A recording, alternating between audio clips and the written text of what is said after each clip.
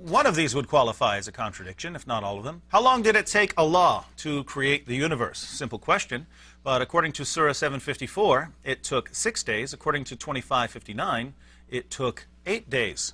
What did Allah create first, the heavens or the earth? 229 says that the earth was created first, then the heavens, while 79:27 through 30 says that the heavens were created first, then the earth. Who was the first Muslim? 6:14 says that Muhammad was the first Muslim. 7:143 says that Moses was the first Muslim. And yet the Quran also declares that Adam and Abraham were Muslims. The Quran tells us in 10:47 that Allah sent a messenger to every nation. Messengers have come to every nation. Surah 2, 125 through 129 tells us that Abraham and Ishmael came to Arabia. They built the Kaaba, and yet Surah 28:46 claims that Muhammad was the first messenger who came to the Arabs.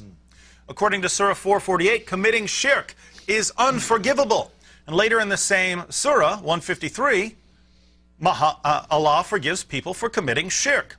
Surah 262 says that Jews and Christians don't need to fear because we will be accepted by God. Surah 385 says that the only religion accepted by Allah is Islam. What is man created from? 1967 says that man started from nothing. 96, 1 through 2 says that man was created from a clot of blood.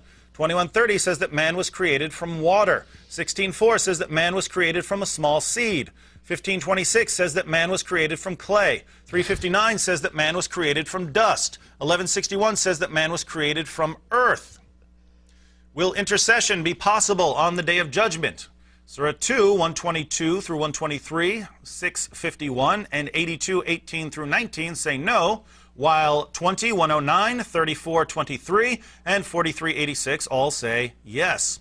What happened to Pharaoh when he's chasing the Israelites? 1092 says that Allah saved him. 72, 103 says he drowned. And of course we have many abrogated verses of the Quran, verses that were later canceled by other verses. Surah 2, 256 says that there is no compulsion in religion. Surah 9:29 says, fight those who believe not in Allah.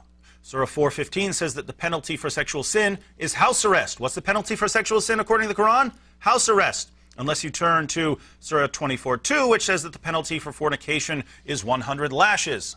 In Surah 4:3, Muslims are clearly allowed to drink alcohol, provided they don't show up for prayer drunk. Surah 590 forbids Muslims from drinking any alcohol. Now think about this, please. Think about this. You're saying there's no contradiction. Now, Muslims will usually apply abrogation and say, well, yes, this verse was revealed, but then later on, Allah came up with some other sort of revelation. Think about this. According to the Quran, this Quran at one point was perfectly preserved in heaven, and according to the Quran, there are no discrepancies or contradictions in its text. And yet, before any revelation of the Quran was ever given, as the Quran was eternal in heaven, the Quran had two claims. One, the penalty for sexual sin is house arrest, and two, the penalty for sexual sin is 100 lashes. And there's a third claim: there's no contradictions in this book. You can't appeal to abrogation here and say God revealed one thing then and one thing later. This is before anything was revealed.